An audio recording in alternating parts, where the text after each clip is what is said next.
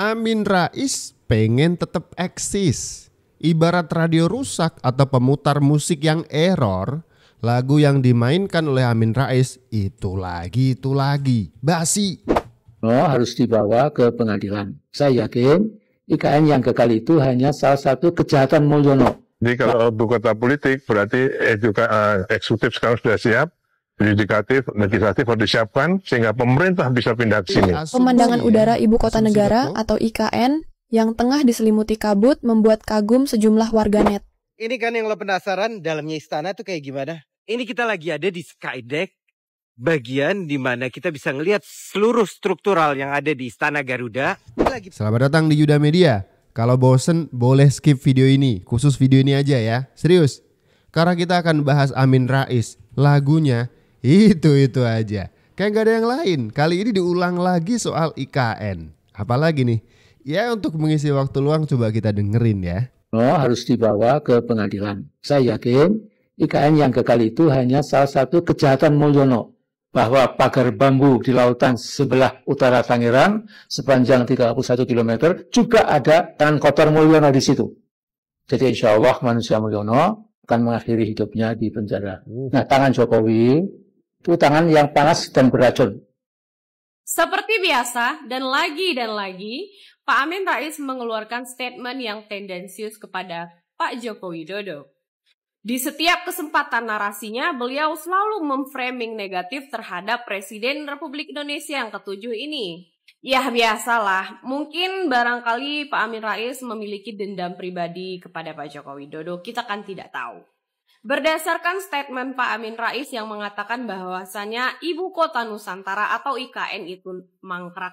Secara harafiah, mangkrak itu adalah keadaan di mana suatu proyek tidak lagi dikerjakan dan terbengkalai. Sedangkan IKN ini pada saat ini masih berproses dan terus-menerus dibangun. Berdasarkan sifatnya, IKN ini adalah proyek jangka panjang, yang mana pengerjaannya itu memanglah harus dicicil-cicil sedikit demi sedikit, yang pada akhirnya bisa kelar.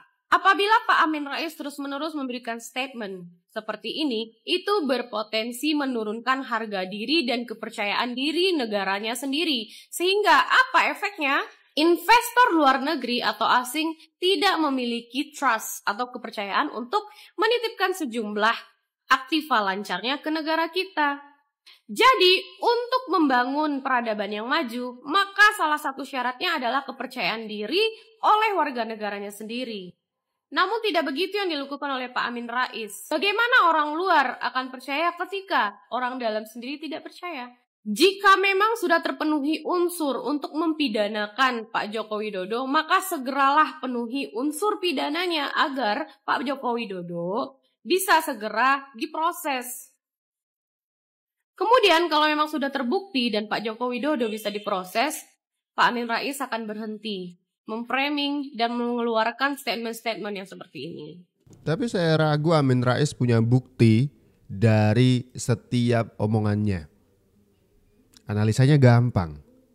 Jika memang benar beliau ini punya bukti, beliau tidak perlu bikin video YouTube puluh-puluhan, ratusan video YouTube berjilid-jilid demonya.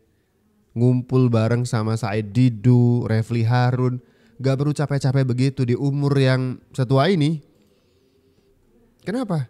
Ketika kalimat awal pertama kali beliau mengatakan Jokowi bersalah ketika ada bukti, saat itu harusnya sudah dilaporkan ke polisi, saat itu Jokowi sudah ditangkap, saat itu juga ketika buktinya valid ya, Jokowi bisa ditahan, dipenjara. Tapi hingga 2025 Januari, presiden sudah berganti, terbukti? Tidak. Jadi kita akan hanya mendengarkan lagu basi itu saja. Padahal untuk urusan IKN, ya kan? Ini Pak Bas sebagai otorita IKN, kepala otorita IKN, ini menerima perintah dari presiden baru kita, Presiden ke-8 Prabowo Subianto untuk menyiapkan IKN. Pak Bas siapkan IKN. Karena targetnya 2028 IKN akan menjadi ibu kota politik. Jadi kalau ibu kota politik berarti juga eksekutif sekarang sudah siap, yudikatif, legislatif harus disiapkan sehingga pemerintah bisa pindah ke sini. Pada tahun 2028 ya. Kalau pemerintah mulai berfungsi di sini 2028, secara otomatis kita harapkan semua kegiatan ekonomi juga akan mengikuti pusat-pusat pemerintahan itu. Ya. Nah, sehingga kami harus menyiapkan legislatif, eksekutif, termasuk hunianya. Itulah yang disampaikan oleh Pak Prabowo kemarin disetujui 48,8 triliun.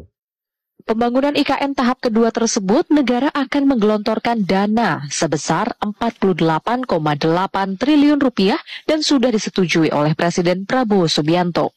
Kepala Otorita IKN Basuki Hadi Mulyono pun mengatakan bahwa pihaknya siap menerima tugas dari Prabowo untuk melanjutkan pembangunan IKN dalam tahap kedua ini. Oke, ini seperti sebuah tamparan ya. Pak Amin Rais bikin video, Pak Bas juga ada wawancara oleh media. Pak Bas seakan-akan ngasih satu kalimat saja yang menggelegar di telinga Amin Rais. Saya diperintahkan Presiden untuk segera menyiapkan Ibu Kota Nusantara, IKN, untuk siap untuk dipakai menjadi Ibu Kota Politik di tahun 2028.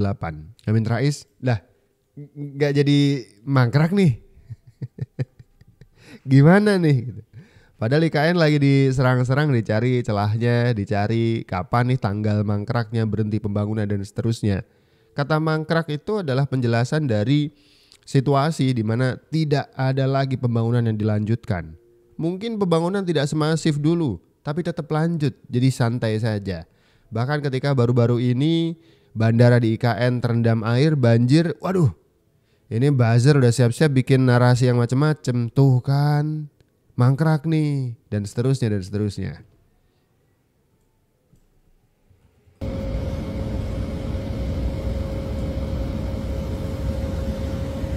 Jadi dia pasca dilanda banjir pada tanggal 24 Januari 2025, kondisi Bandara Internasional Nusantara sedang dalam proses pemulihan dan juga perbaikan.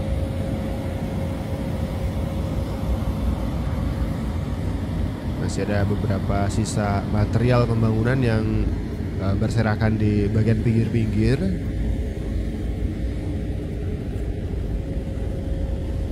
Ini adalah dokumentasi dari kompas.com.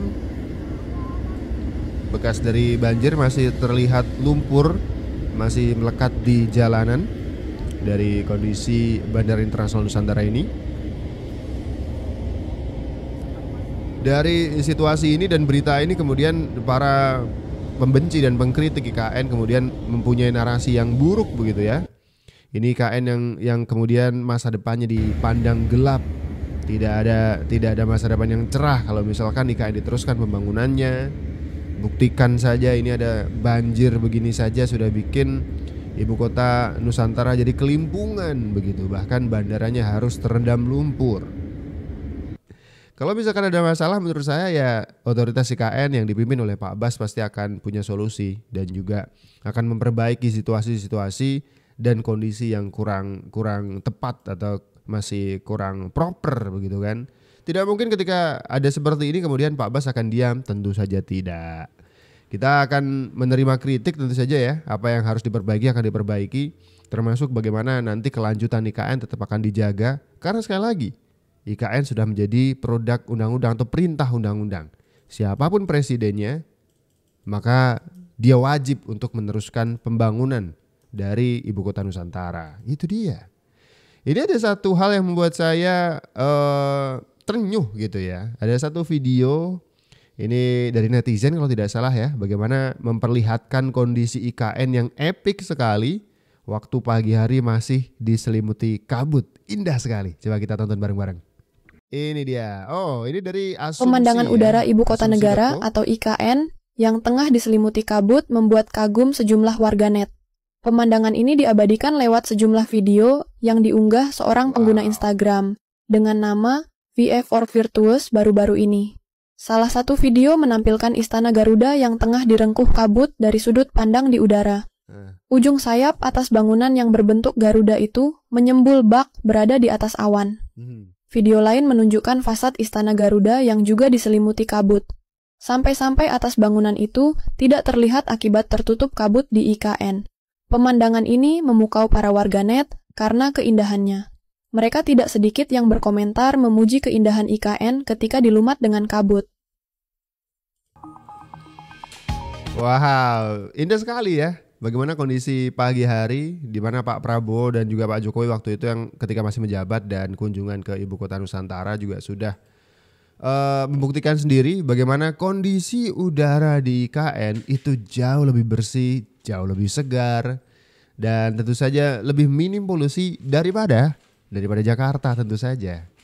Ini kan yang lo penasaran dalamnya istana tuh kayak gimana? Ini kita lagi ada di Skydeck, bagian di mana kita bisa ngelihat seluruh struktural yang ada di Istana Garuda. Ini lagi proses di mana bakal full dengan tanaman-tanaman dan juga kita bisa ngelihat kekokohan dari struktur-struktur yang dibikin begitu kompleks dan indah. Jadi emang Pak Nyoman itu di dalam membuat sebuah karya, dia memikirkan bagian luar dan juga dalamnya.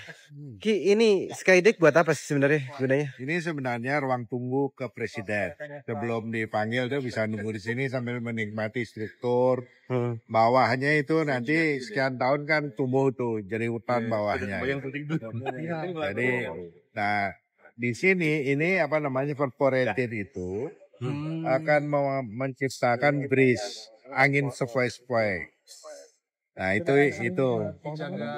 yang kita rencanakan bagaimana kita menjadi bangunan yang green design. Nanti Lili tanya masalah green design itu berapa nilainya tuh? Berapa? 90. 90 green design ya. Look at that.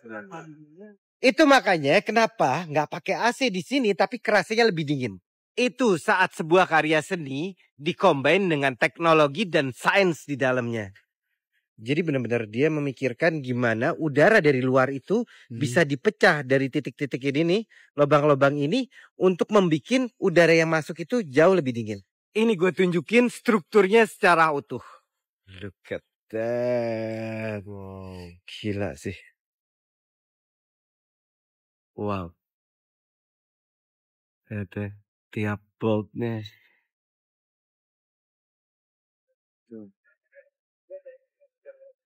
Wow. Nanti ada Benar-benar kompleks gak sih? Kompleks sekali. Bareng gue Bill Muhdor, ayo terus kita ledakan seni Indonesia. Kompleks sekali. I Nyomanuarta, seniman yang diberi tanggung jawab untuk mendesain bagian-bagian penting dari IKN, terutama juga soal Garuda yang ada di istana presiden di sana ya. Ini menarik sekali karena ternyata di bagian dalamnya itu tidak kalah kompleks. Kita melihat dari luar saja bagaimana cara ngebangun sedemikian besar gitu ya. Kita dari luar saja sudah mikir ini pasti sulit bangunnya. Ternyata itu bukan cuma luar tapi desainnya di dalam itu juga dipikirin. Bagaimana di dalam itu ada fungsi-fungsi tertentu. Ternyata di dalam itu buat ruang tunggu tamu-tamu presiden. Sembari menunggu ya kan presiden siap, tamu-tamu ini bisa menikmati bagaimana keindahan arsitektur di sana. Seperti itu. Bagi yang ke IKN, siapkan stamina, siapkan payung, payung nih Pak, payung nih. Siapkan juga kacamata, topi, karena cuaca di IKN ini lagi cerah, jadi sangat panas, membakar. Nih panasnya nih, panasnya. Panas betul. Nah, ini suasana cuaca di IKN cukup terik hari ini. Jadi kalau siang hari harus bawa payung, harus bawa topi, bawa kacamata hitam. Nah, ini aja masih ngeri panasnya. Oke. Oke, sidak langsung oleh netizen nih di area suasana di IKN Nusantara. Pak Amin Rais, kapan nih main-main lagi ke IKN? Biar apa ya istilahnya ya? Narasi yang kemudian diceritakan di konten-konten YouTube-nya itu lebih positif lah, lebih optimis gitu maksud saya. Masa iya kalimatnya tuh nggak jauh-jauh dari IKN mangkrak, IKN mangkrak, IKN mangkrak. Yang lain dong. Yang lain. Ini netizen udah sidak-sidak ke sana. IKN itu dibuka untuk umum ya, untuk jam-jam tertentu dan hari-hari tertentu.